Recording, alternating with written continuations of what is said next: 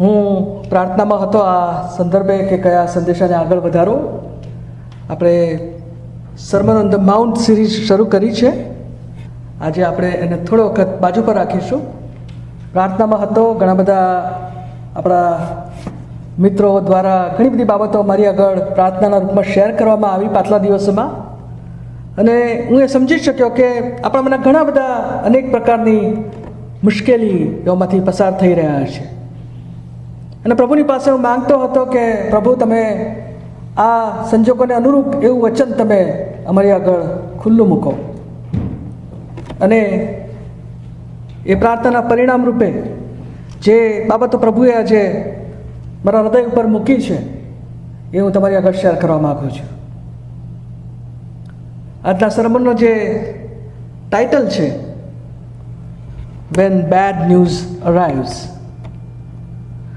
જ્યારે આપણે ખરાબ સમાચારો આપણી આગળ આવી પડે છે, અને એ સમય એ બહુ જ અઘરો અને મુશ્કેલ સમય હોય છે.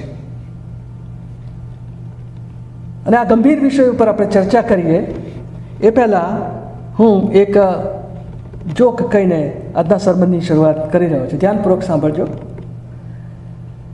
એક પાદરી સાહેબ ચર્ચની અંદર ઊભા થયા કોંગ્રીગેશનની આગળ, અને પછી એમણે આ પ્રમાણે કહ્યું, મારી પાસે તમને આપવાને માટે એક ખરાબ સમાચાર, એક સારા સમાચાર અને એના કરતાં પણ એક ખરાબ સમાચાર છે.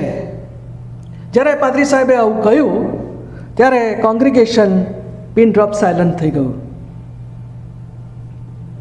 અને પાદરી સાહેબે આગળ વધારતા કહ્યું, ખરાબ સમાચાર એ છે કે આપણા ચર્ચને નવા રૂફની જરૂર છે, એમાંથી પાણી ટપકી રહ્યું છે. અને કોંગ્રીગેશનને આ સાંભળીને એમણે ત્યાં આગળ નિસાસો મૂક્યો. પાદરી સાહેબે આગળ કહ્યું, સારા સમાચાર એ છે કે આપણી પાસે એ રૂફ રિપેર કરવાને માટે પૂરતા પૈસા છે. એટલે કોંગ્રીગેશને તાળીઓ પાડી ખુશ થયા કે ખરેખર ચલો પ્રશ્ન તો સોલ્વ થઈ ગયો. અને તાળીઓનો ગડગડાટ પૂરો થયો એટલે પાદરી સાહેબે કહ્યું કે હજુ એક સમાચાર મારે તમને આપવાના છે, પણ આ સમાચાર એ સારા નથી. આપણી પાસે પૈસો તો છે, પણ એ તમારા ખિસ્સાઓમાં પડ્યો છે.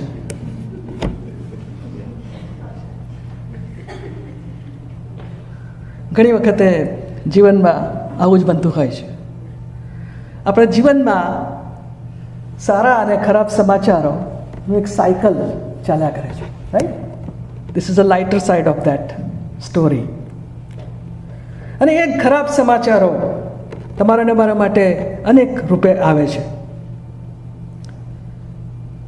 તમે ડૉક્ટરને મળવા જાઓ, તમને ચકાસવામાં આવે, અને પછી એમનું રિપોર્ટ કાર્ડ આપણને આપવામાં આવે, અને ડૉક્ટર આપણને કહી દે કે પરિસ્થિતિ બહુ સારી નથી. આપણા ઇન્ડિયાની અંદર જ્યારે આપણે ડૉક્ટરની પાસે જઈએ ત્યારે ગમે તેવું થયું હોય, ડૉક્ટર કોઈ દિવસે આપણને કહે નહીં કે તમારી પરિસ્થિતિ સારી નથી. એમ જ કે સારું છે, ટ્રીટમેન્ટ કરીશું એટલે બધું આવી રહેશે. પછીથી આપણા સ્વજનોને બોલાવીને કહે કે સાચી પરિસ્થિતિ શું છે. અહીં એવું નથી. તમે નોર્થ અમેરિકામાં જો ડૉક્ટર્સની પાસે જાઓ, થોડા મહિનાઓ પહેલાં મને એવો અવસર પ્રાપ્ત થયો. હું ડૉક્ટરની પાસે ગયો અને એમણે મારી ચકાસણી કરી, અને પછી કહે છે, everything looks so bad my friend. And I was surprised. No hope. And I was more surprised. It looks really bad. And I was really saddened to hear that. આવા સમાચારો જ્યારે આપણને મળે ત્યારે સ્વાભાવિક રીતે આપણે એને એક ક્ષણને માટે સ્વીકારી શકતા નથી. It disturbs us, right? Your boss calls you in the office, and one day he tells you, your performance is not good enough. We are putting you under PIP. And that also shocks us. આપણને કોઈ phone call આવે ઇન્ડિયાથી, અને સમાચારો આવે કે આપણા વૃદ્ધ માતા પિતા એ ગંભીર માંદગીમાં પટકાયા છે. એનાથી આગળ વધીને કોઈક બિઝનેસ આપણે શરૂ કરીએ અને થોડા મહિનાઓમાં કદાચ એ બિઝનેસ વાઇન્ડ અપ કરવો પડે એવી પરિસ્થિતિમાં આપણે આવી પડીએ, ફિનાન્શિયલ સ્ટ્રેસની અંદર આવી પડીએ. આપણા બાળકો કદાચ અયોગ્ય પસંદગીઓને કારણે મુશ્કેલીમાં આવી પડે. That also puts us in stressful situation. અને એવા સમાચારો આપણને મળે કે આપણે જેને માટે પુષ્કળ મહેનત કરતા હોઈએ એ પરીક્ષા આપણે આપી તો ખરી, પણ જ્યારે એનું રિઝલ્ટ આવ્યું ત્યારે એમાં આપણે ફેલ થયા. જે પ્રમોશનની આપણે આશા રાખતા હતા એ પ્રમોશન આપણને મળી શક્યું નહીં. જે સંબંધોને આપણે સુધારવા માંગતા હતા કુટુંબની અંદર, પતિ પત્ની વચ્ચે, એની અંદર વધારે મુશ્કેલીઓ ઊભી થઈ. The list goes on, the list goes on. You switch on the television and you switch on the news channel and you hear all the bad news in the world. Boko Haram દ્વારા હત્યા કરી નાખવામાં આવી. Bomb વિસ્ફોટ દ્વારા ઈરાકની અંદર આટલા માણસો મરણ પામ્યા. મંડળીઓ ઉપર, ચર્ચીસ ઉપર હુમલા કરવામાં આવ્યા. You look at the world around us. We have more bad news than good news. પ્રશ્ન એ થાય કે આવા જ્યારે સમાચારોનો મારે સામનો કરવો પડે છે, એમાંથી કોઈ ઇમ્યુન નથી. Nobody is immune from this situation. We do get good news too, but we do get bad news too in our lives. What do we do when we receive really bad news in our lives? આપણે આપણી પોતાની મેળે એને સુધારવાને માટે પ્રયત્ન કરીએ, analyse કરીએ સિચ્યુએશનને અને કોઈક રીતે એમાંથી બહાર આવવાને માટે પ્રયત્ન કરીએ. કોઈક મિત્રોની આગળ જઈને આપણે વાત કરીએ અને આપણે એમની આગળ શેર કરીએ અને એમનો ઓપિનિયન પૂછીએ, સલાહ પૂછીએ, કે પછી આપણે કોઈ ડિપ્રેશનની અંદર આવી પડીએ આવા કોઈ ન્યૂઝ આવે ત્યારે. ઘણી બધી વખતે ખરાબ સમાચારો જ્યારે આપણે અનુભવીએ છીએ, સાંભળીએ છીએ આપણા વિશે, ત્યારે આપણે ઈશ્વરની વિરુદ્ધ અને બીજાઓની વિરુદ્ધ આપણે કચકચ કરીએ છીએ. પ્રભુ, કેટલી બધી તારી સેવા મેં કરી, પ્રભુ તારા માટે મેં કેટલું બધું કર્યું. શું આ દિવસ જોવાને માટે? Why Lord you have placed me in this situation. કેટલીક વખતે આપણે બીજાઓને એના માટે દોષિત ઠરાવીએ છીએ, આપણા કલીગ્સને આપણે દોષિત ઠરાવીએ છીએ. એમણે કોઈ કારણબંધી કરી બોસની આગળ અને મારે આ સમાચારો સાંભળવા પડ્યા. કે એક પરિણામ એ પણ આવી શકે કે આપણને એ પ્રભુની વધુ નજીક લઈ જાય. આપણને એ વાતનો ખ્યાલ અને અહેસાસ આવે છે કે મારા કોઈ પ્રયત્નો કે મારી કોઈ જ લાયકાત નથી કે હું આ પરિસ્થિતિને હું સોલ્વ કરી શકું. અને ઘણા બધા એવા બેડ ન્યૂઝ આપણા જીવનમાં હોય છે કે we do not know that answers immediately. We do not know how to respond to this situations. And so what we do is we will have to turn back to God in utter dependence on Him and His Word. અને ગીત શાસ્ત્રનું જે પુસ્તકની અંદર જે 27મો અધ્યાય આપણી આગળ મહિમા દ્વારા વાંચવામાં આવ્યો, ત્યાં આગળ પહેલી જ કલમમાં લખ્યું છે કે યહોવા મારું અજવાળું તથા મારું તારણ છે, હું કોનાથી બીવું. યહોવા મારા જીવનનું સામર્થ્ય છે, મને કોનું ભય લાગે. 5મી કલમમાં લખ્યું છે કે સંકટને સમયે તે પોતાના માંડવામાં મને ગુપ્ત રાખશે. તમારા અને મારા જીવનમાં સંકટો નહીં આવે એવી કોઈ ગેરંટી પવિત્ર શાસ્ત્ર આપતું નથી. જે સંકટો અને મુશ્કેલીઓ અને ખરાબ સમાચારોનો આપણા અવિશ્વાસી મિત્રો સામનો કરે છે, વિશ્વાસીઓ તરીકે પ્રભુએ આપણને એમાંથી એક્ઝેમ્પશન આપ્યું નથી. We too also face the same difficulties and problem. પણ એવા સંકટના સમયો જ્યારે જીવનમાં આવે છે ત્યારે એમના માંડવામાં, એમની હજુરમાં આપણને એ સંતાડી રાખે છે. પ્રભુ પોતાના મંડપને આશ્રય તે મને સંતાડશે અને તે ખડક ઉપર ચડાવશે. 5મી કલમમાં. અને જ્યારે મુશ્કેલીઓ વધી જાય ત્યારે આપણે એવી પરિસ્થિતિમાં આવી પડીએ કે પ્રભુની પાસે પણ કદાચ જવા માટે આપણને ગમે નહીં. પરંતુ 13મી કલમમાં લખવામાં આવ્યું છે કે આ જીવનમાં હું યહોવાની દયાનો અનુભવ કરીશ, એવો જો મેં વિશ્વાસ કર્યો ન હોત તો હું નિર્ગત થઈ જાય. ખરાબ સમાચારો મધ્યે પણ ઈશ્વરની દયાનો હું અનુભવ કરીશ એવો વિશ્વાસ તમારે ને મારે કરવાની જરૂર છે. અને 14મી કલમમાં લખ્યું છે કે યહોવાની વાટ જો, બળવાન થા અને હિંમત રાખ, હા યહોવાની વાટ જો. ખરાબ સમાચારો જ્યારે આપણી ઉપર આવી પડે ત્યારે વાલા મિત્રો, યહોવાની વાટ જોવી એ સર્વશ્રેષ્ઠ એવો રિસ્પોન્સ હોઈ શકે.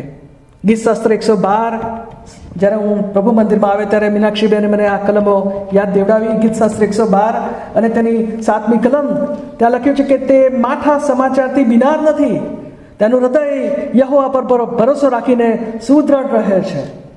અને એનું જે રહસ્ય છે એ 112 અને તેની 1લી કલમમાં, યહોવાની સ્તુતિ કરો.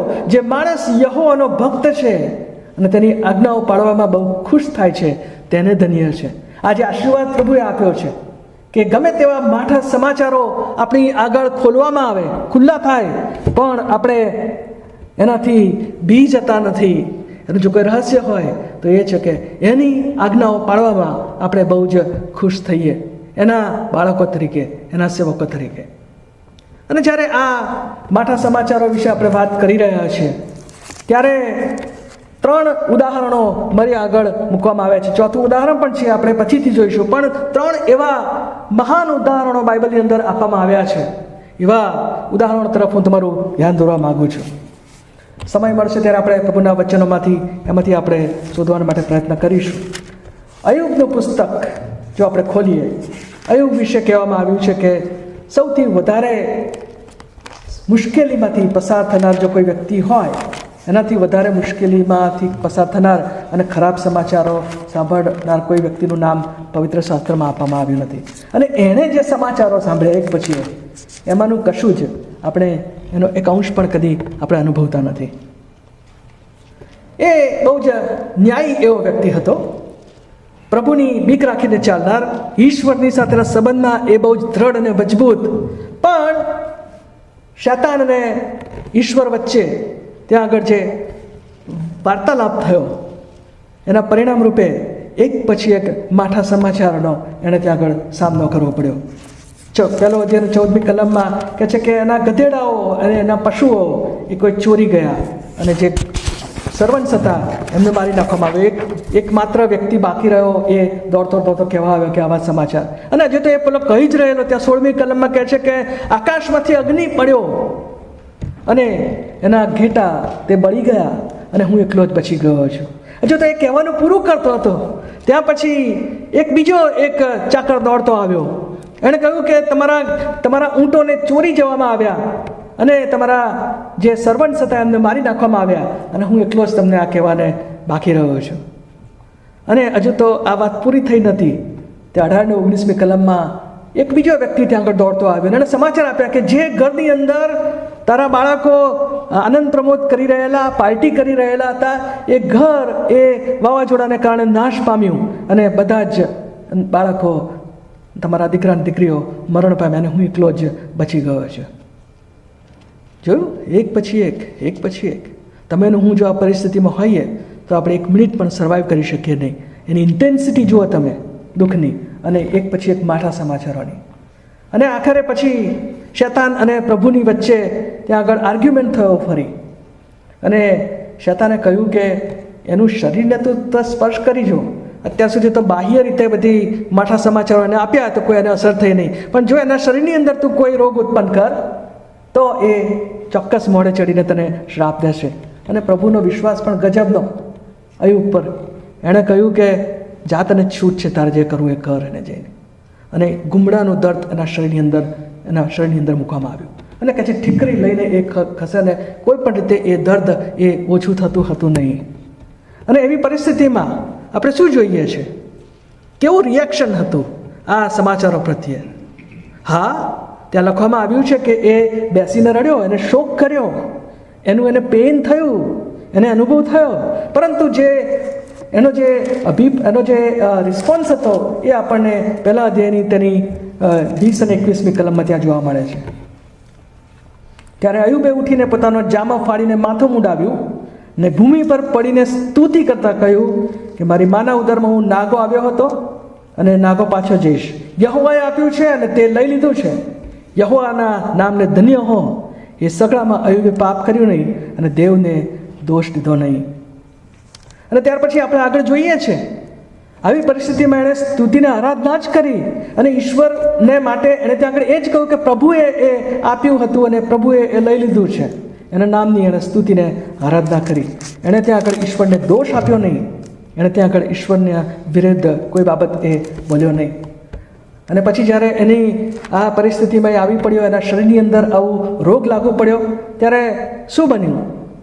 એની પત્નીએ એને કહ્યું કે તું હજુ સુધી તું તારા ઈશ્વરને વળગી રહ્યો છે? જો એણે કેવી પરિસ્થિતિ કરી, આપણને પાયમાલ કરી નાખ્યા, અને તારા શરીરને પણ હવે એણે એવો રોગ આપી દીધો છે કે એમાંથી તું હવે બહાર નહીં આવે.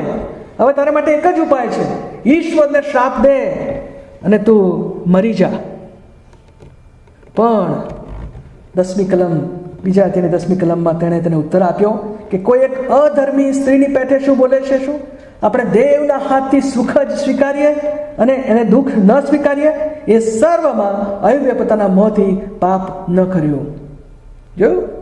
He rejected the wrongful advice from his wife. He rejected.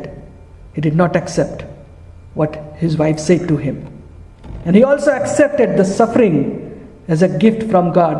જે રીતે આપણા જીવનમાં સારા માનવો અને આશીર્વાદો આપણને જીવનમાં પ્રભુ આપે છે, એ સાથે સાથે એ સફરિંગ અને દુઃખો અને મુશ્કેલીઓને પણ આપણા જીવનમાં આવવા દે છે. We should accept it like job. શું આપણે ફક્ત ઈશ્વરના હાથેથી સુખ જ સ્વીકારીએ? શું દુઃખ ન સ્વીકારીએ? જે ઈશ્વર આપણને સુખ આપે છે, એ ઈશ્વર આપણને દુઃખ પણ આપી શકે છે એની ઈચ્છા અનુસાર. અને એ આપણે એની સાર્વભૌમ ઈચ્છા, સોવરેન વિલ ઓફ ગોડને અનુસંધાનમાં આપણે એ સ્વીકારવું જ રહ્યો. અને એનું પરિણામ શું આવ્યું? God revealed so many mysteries to Job while he was suffering. તમે જો અયુબનું પુસ્તક આખું વાંચો, બહુ ઇન્ટરેસ્ટિંગ સબ્જેક્ટ છે, બહુ જ ઇન્ટરેસ્ટિંગ બુક છે. અને એ જ્યારે એ આ રીતે શોક કરી રહેલો, એના મિત્રો આવ્યા એની આસપાસ એને સાંત્વન આપવાને માટે, અને પછી એ મિત્રોની સાથે વાતચીત કરે છે અને ઈશ્વરની સાથે પણ વાતચીત કરે છે. અને એવી અદ્ભુત બાબતો ઈશ્વરે અયુબને આ પરિસ્થિતિમાં રિવીલ કરી, જેને ત્યાં નોંધવામાં આવી છે બાઇબલની અંદર. So many scientific truths are revealed in the book of Job while he was going through this immense suffering. ઈશ્વરે એને ત્યાં આગળ એક નવું દર્શન આપ્યું. અને પરિણામ શું આવ્યું? 42નો અધ્યાય, છેલ્લો અધ્યાય અને તેની 10મી કલમ. એણે ઈશ્વરની વિરુદ્ધ કદી પણ પાપ કર્યું નહીં, અને એના મિત્રોએ એને કંઈક કહેવાની કોશિશ કરી ઈશ્વરની વિરુદ્ધ, ત્યારે પણ એ ઈશ્વરના પક્ષે જ બોલ્યો. અને પછી 42 અને 10માં લખવામાં આવ્યું છે કે જ્યારે અયુબે પોતાના મિત્રોને સારું પ્રાર્થના કરી, ત્યારે યહોવાએ તેની દુર્દશા ફેરવી નાખી, અને અગાઉનું જે હતું એના કરતાં યહોવાએ અયુબને બમણું આપ્યું. બમણું જે બધું એને ગુમાવેલું એ બધું જ ઈશ્વર એને પાછું આપ્યું, એનાથી ડબલ આપ્યું. એના બધા મિત્રો અને સંબંધીઓ આવ્યા અને એ પણ એના માટે ભેટો લાવતા ગયા. અને પછી ઈશ્વરે એને બાળકોનું દાન આપ્યું, એને ત્યાં આગળ કેટલ આપવામાં આવ્યું, અને એ સંપૂર્ણ વૃદ્ધ વય સુધી એ મરણ પામ્યો. What a tremendous example for us. Job, Ayub, તમે ને હું આમાંનું કશું જ અનુભવતા નથી.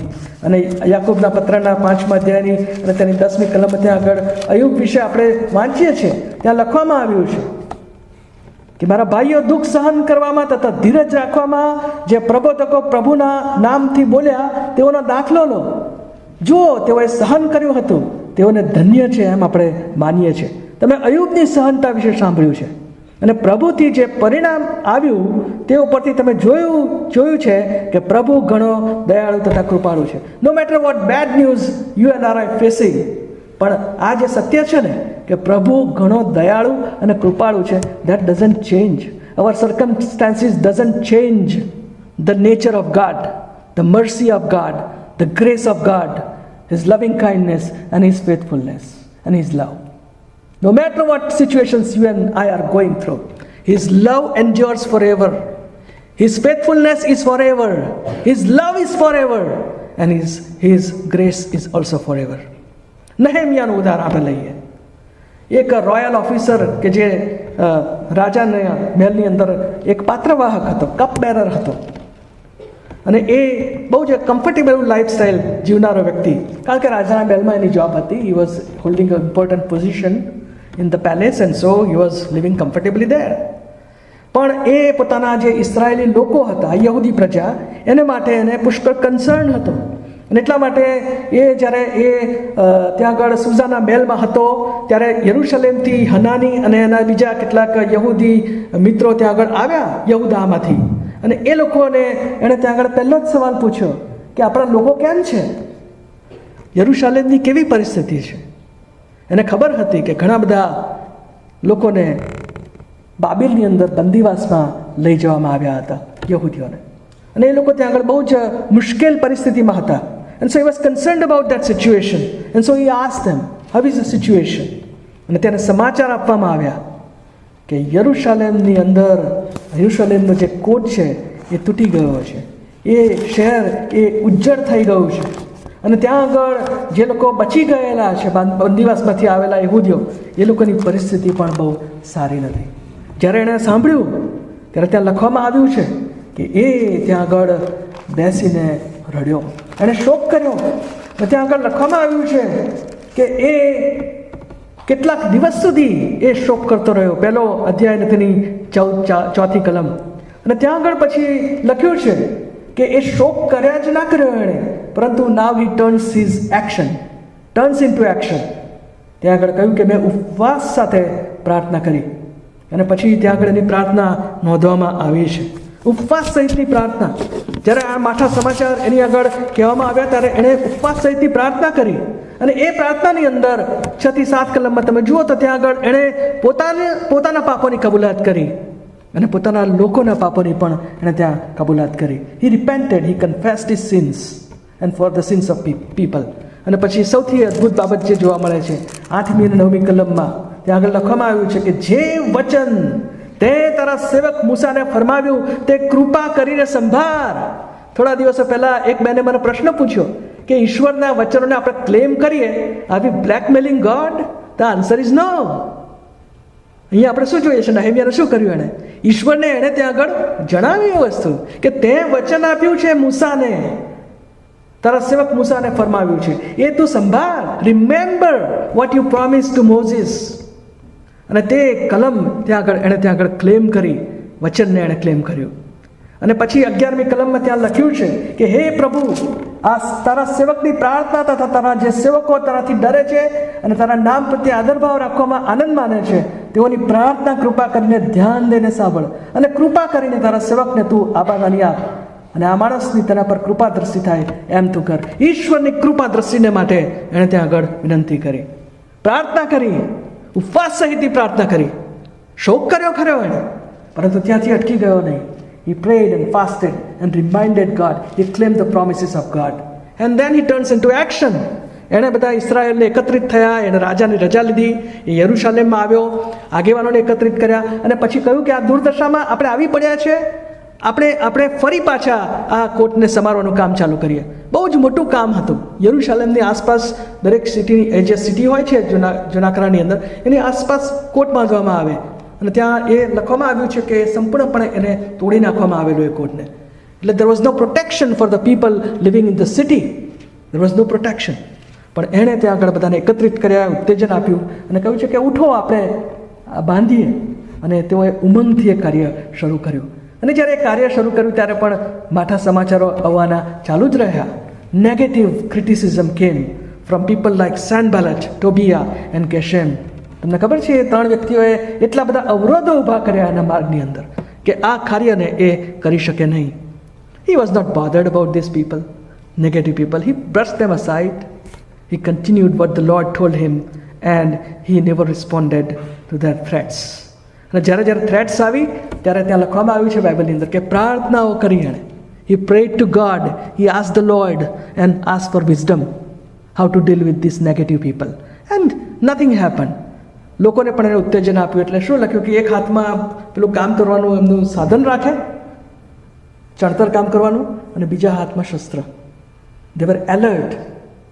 They were fighting against the enemy. Any attacks came, they were willing to fight for their independence. અને એ કામ એમણે ચાલુ રાખ્યું. આપણે શું શીખીએ છીએ એમાંથી? કદી પણ નકારાત્મક સંજોગો અને નકારાત્મક લોકોથી આપણે કદી પણ ગભરાવું જોઈએ નહીં. We must continue praying and doing what the Lord has told us. અને દાનિયેલનું ઉદાહરણ જોઈએ ત્રીજું ઉદાહરણ જે હું તમારી આગળ રજૂ કરવામાં આવ્યું છું, એક જુવાન વ્યક્તિ ઇસરાયેલની અંદર એને બહુ જ ચુનંદા બાળકોમાંથી એને પસંદ કરવામાં આવેલો ટીન એજર વ્યક્તિ, એના 3 મિત્રોને પસંદ કરવામાં આવ્યા અને રાજાની હજુરમાં એમને લાવવામાં આવ્યા. અને ત્યાં આગળ એણે પહેલો જે ઠરાવ કર્યો, દાનિયેલના પુસ્તકના પહેલા અધ્યાયના 8મી કલમમાં એને ત્યાં લખ્યું છે કે અને ત્યાં દાનિયેલે એવો ઠરાવ કર્યો કે જે દ્રાક્ષારસ રાજા પીવે છે તે અને જે ખોરાક રાજા ખાય છે એનાથી હું મારી જાતને વટાડીશ નહીં. અને એણે વિનંતી કરી મુખ્ય ખોજાને કે મને આ પ્રકારનું ખોરાક તમે આપશો નહીં. આ 3 છોકરાઓ જે ઇસરાયલમાંથી આવેલા એઓને ત્યાં આગળ એમને એવી છૂટ આપવામાં આવી. And then they were given that opportunity to become royal people or royal officers. Training આપવામાં આવી. અને શું બન્યું? ટ્રેનિંગ પૂરી થઈ પછી એમનું જે જ્ઞાન અને એમનું જે બુદ્ધિ અને કૌશલ્ય હતું એના જેવા કોઈ છોકરાઓ માલુમ પડ્યા નહીં. અને એટલા માટે ત્યાં આગળ દાનિયેલની સાથે એના 3 મિત્રોને ત્યાં આગળ એમણે બહુ જ મોટી પદવીએ ઉપર ચડાવ્યા. અને એ અગત્યની બાબત છે કે નબુકદનેઝર રાજાએ દાનિયેલને નિમણૂક આપી બાબિલોનના સરદાર તરીકે અથવા મુખ્ય અધિપતિ તરીકે, બીજા અધ્યાયની 48મી કલમ પ્રમાણે. અને એ એટલો બધો પોતાના કામની અંદર કૌશલ્ય ધરાવતો હતો કે રાજાઓ બદલાયા, સરકારો બદલાઈ, પણ એનું જે કામ હતું એ કન્ટિન્યુ કરવામાં આવ્યું. He worked under so many kings and he was a faithful servant, faithful officer. તે જમાનામાં કદાચ આપણે એને અત્યારના સમયમાં IAS ઓફિસર કહી શકીએ.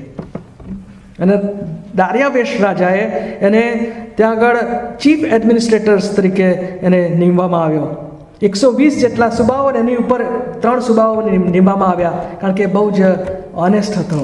6થા અધ્યાયની તેની 3જી કલમમાં ત્યાં આગળ એના વિશે લખવામાં આવ્યું છે કે દાનિયેલ તો બીજા સરસુબા તથા સુબાઓ કરતાં વધારે નામાંકિત થયો, કારણ કે તેનામાં ઉત્તમ મન હતું. He was honest and trustworthy, ઇંગ્લિશમાં લખવામાં આવ્યું છે. અને પછી જેમ બનતું હોય એમ ઓફિસની અંદર આપણે શું જોઈએ છે, જો તમને એલિવેશન આપવામાં આવે તો there will be people around you who are not happy with that thing, right? They will envy, they will try to do something against you in the office, play some kind of a politics so that you are down and they are raised up. આ બધું આપણે આપણા જમાનામાં જોઈએ છે અને તે સમયમાં પણ હતું જ. એટલે પેલા સુબાઓએ કંઈક ટ્રેપ કર્યો.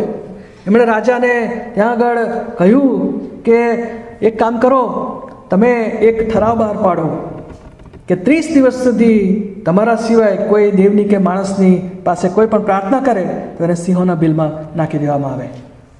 અને પછી એણે સહી કરી દીધી એ ઠરાવ ઉપર. ત્યાં લખવામાં આવ્યું છે કે માદીઓના તથા ઈરાનીઓના કાયદા કદી બદલાતા નથી. એકવાર સહી કરી એટલે final, they won't be changed, revoke ના થઈ શકે. અને પછી ત્યાં 9મી કલમમાં લખ્યું છે 6થા અધ્યાયની કે તેથી દારિયાવેશ રાજાએ તે ફરમાન તથા મનાઈ ઉપર સહી કરી. The bad news came to Daniel already in verse 10. ત્યાં લખ્યું છે કે જ્યારે દાનિયેલને સમાચાર મળ્યા કે ફરમાન ઉપર સહી કરવામાં આવી છે ત્યારે તે પોતાના ઘેર ગયો, ઓરડાની બારીઓ બંધ કરીને ઉદાસ થઈને બેસી ગયો. This is what the word of God says? No, it doesn't say like that. ત્યાં લખ્યું છે કે તે પોતાને ઘેર ગયો અને તેના ઓરડાની બારીઓ તો યરૂશાલેમ તરફ ઉગાડી રહેતી હતી અને તે અગાઉ કરતો હતો એમ દિવસમાં 3 વાર ઘૂંટણીયા પડીને તેણે પ્રાર્થના કરી અને પોતાના દેવની આભાર સ્તુતિ કરી. Did he stop what he was doing? He was threatened by the king and this decree that went out? No. How he faced the bad news? With prayer, continuing to do what God told him to do. He did not stop from praying 3 times on the knees with windows facing Jerusalem. કેટલી અદ્ભુત બાબત.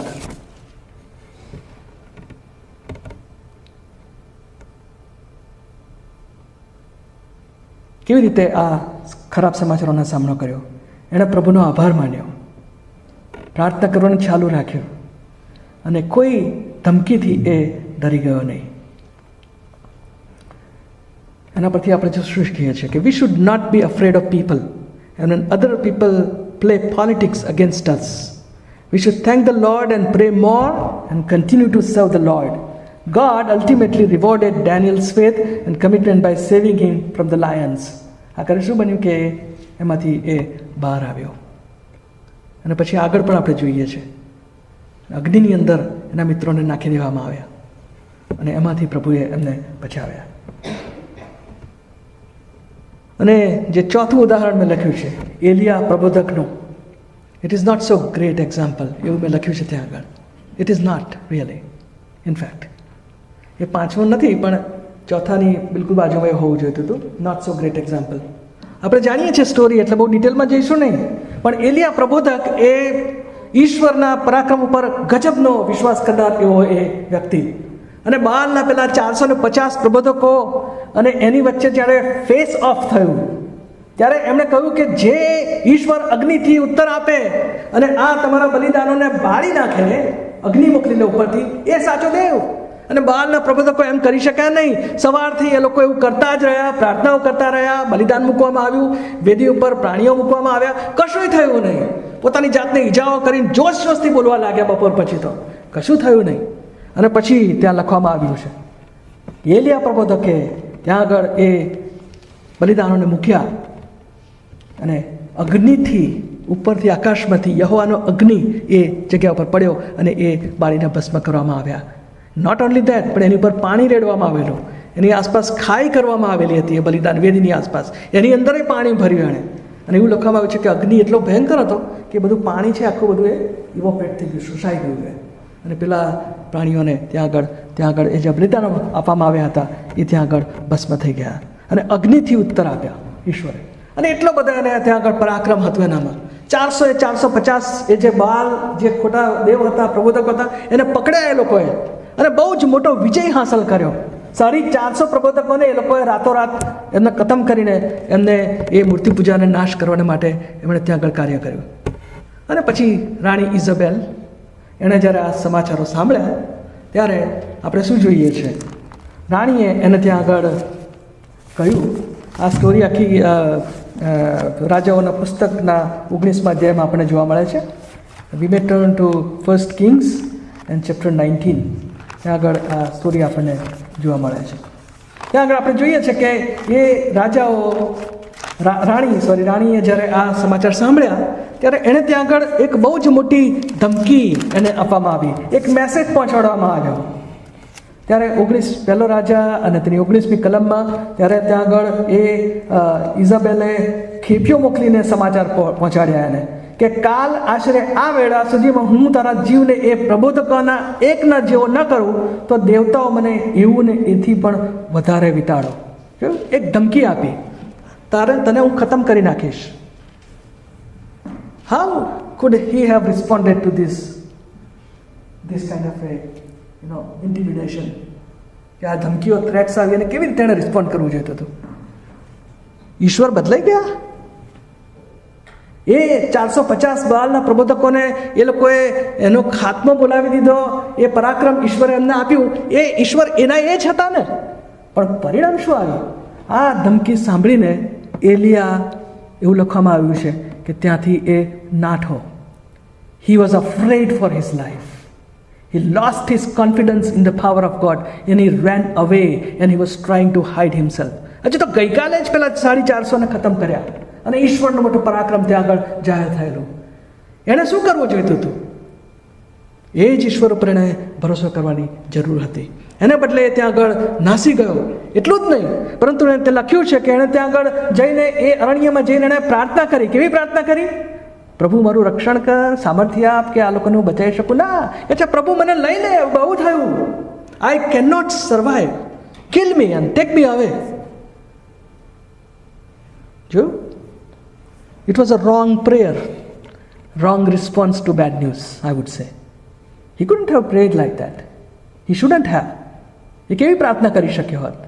એવી ના પ્રાર્થના કરી શક્યો હોત કે હે પ્રભુ, તે ગઈકાલે તારું સામર્થ્ય બતાવ્યું, એ જ સામર્થ્ય આજે તું બતાવ અને એ ઇઝાબેલ દુષ્ટ રાણી અને એના સૈન્યને તું ખતમ કરી નાખ તારા પાવરથી. એ અગ્નિથી ઈશ્વર ઉત્તર આપનાર ઈશ્વરને શું એ અશક્ય હતું એને માટે? It was not impossible. પણ પ્રશ્ન શું થયો? How he face this bad news? He lost his faith in the confidence of God. He lost his faith. એલિયા આપણા જેવો સ્વભાવે માણસ હતો એમ લખવામાં આવ્યું છે. યસ. અને હું એવું માનું છું કે કદાચ હું એલિયાની જગ્યાએ હોત તો મેં પણ આવું જ કર્યું હોય. લેટ અસ નોટ જજ him. Sometimes we all go through this kind of situation. એલિયા was not immune to it. but his response was not correct. And so I said that it is not so great example to follow. આ ચાર પાત્રો પરથી આપણે જોયું. મારો જે conclusion છે એ છે કે તમારા ને મારા જીવનમાં જ્યારે આવા માઠા સમાચારો આવે છે, હાઉ વી કેન રિસ્પોન્ડ. પહેલી બાબત મેં જે અહીંયા લખ્યું છે, cling to the promises of God. રોમી 8:28 કહે છે કે જેઓ દેવ પર પ્રેમ રાખે છે અને સંકલ્પ પ્રમાણે તેડાયેલા છે, એકંદરે તેઓને સગળું હિતકારક નીવડે છે. હિબ્રીઓનો પત્ર 13:5-6 કહે છે, હું તને કદી મૂકી દઈશ નહીં ને ત્યજી દઈશ નહીં. ગમે તેવા સંજોગોમાંથી પસાર થઈએ, આ વચનોને આપણે વળગી રહીએ, એનો દાવો કરીએ, ઈશ્વરની આગળ એનો દાવો કરીએ. ડુ નોટ પેનિક બટ પ્રે મોર. કોઈકે સાચું જ કહ્યું છે કે પેનિક પ્રિવેન્ટ્સ પ્રેયર. જ્યારે આપણે પેનિક થઈ જઈએ છીએ, જેમ પેલો એલિયા પેનિક થઈ ગયો, રાઈટ, બધું સામર્થ્ય ઈશ્વરનું ભૂલી ગયો. પ્રભુનું વચન ફિલિપીનો પત્રના 4:4-7 આ જ કહે છે કે કશાની ચિંતા ના કરો, તમારી સર્વ ગરજો અને અરજો તમે ઉપકાર સ્તુતિ સહિત પ્રભુની આગળ લાવો, અને દેવની શાંતિ જે સર્વ સમશક્તિની બહાર છે તે ખ્રિસ્ત ઈસુમાં તમારા હૃદયોની મનોની સંભાળ રાખશે. ત્રીજી બાબત, પ્રભુનો આભાર માનીએ, સ્તુતિ કરીએ. અને પ્રભુનું વચન પહેલો થેસલોનિકા 5:16-18 કહે છે એ પ્રમાણે કે તમે નિત્ય પ્રાર્થના કરો, આભાર સ્તુતિ કરો. અને ત્યાં લખવામાં આવ્યું છે કે ખ્રિસ્ત ઈસુમાં તમારા વિશે દેવની મરજી એવી છે, દરેક સંજોગોમાં આભાર સ્તુતિ કરો. Even we are facing good times, praise God. Even if we are facing bad times, praise God, thank him. અને પછી મેં ચોથી બાબત લખી છે કે તમારી સર્વ જરૂરિયાતો માટે ઈસુ ઉપર, પ્રભુ ઉપર તમે આધાર રાખો, અને એ બધી જ જરૂરિયાતો પૂરી પાડશે. અને પાંચમી બાબત, share your troubles with other believers and ask them to pray. I appreciate many of you are doing that by sharing with our church family, sharing with your pastor. It is very important that we share and we ask them to pray, and we also take their counsel and advice. This is the way we can face bad news with courage, with confidence in the Lord, and with victory promised to us. અને આ પ્રાર્થના સાથે હું પૂરું કરવા માગું છું. હબાકુક પ્રબોધક વિશે આપણે ક્યારેક ફરી જોઈશું, પરંતુ એ જે પ્રાર્થના એણે ત્યાં આગળ હબાકુક પ્રબોધકે કરી એના તરફ હું તમારું ધ્યાન દોરવા માગું છું. It's a tremendous prayer. It's a tremendous prayer of હબાકુક.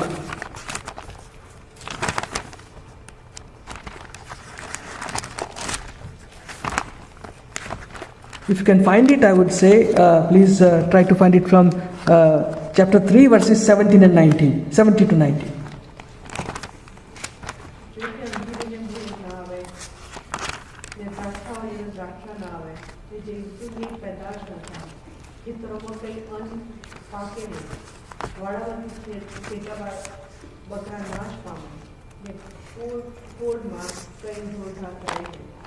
તો પણ હું યહોવામાં હર્ષ પામીશ, હું મારા મોક્ષદાતા દેવમાં આનંદ કરીશ. પ્રભુ યહોવા મારું બળ છે, તે મારા પગને હરણના પગ જેવા ચપળ કરે છે, ને મને મારા ઉચ્ચ સ્થાનો પર ચલાવશે. આ છે વચન પ્રભુનું. પ્રભુ યહોવા મારું બળ છે. જોકે સંજોગો વિપરીત થઈ જાય, દ્રાક્ષાવાડીમાં દ્રાક્ષો લાગે નહીં, અને ખેટામાં અને વાડામાં કોઈ ઢોર ઢાંક રહે નહીં, તો પણ હું મારા મોક્ષદાતા યહોવામાં આનંદ કરીશ. માઠા સમાચારોથી તે બિનાર નથી, કારણ કે યહોવા આપણું બળ છે. આવો પ્રાર્થના કરીએ.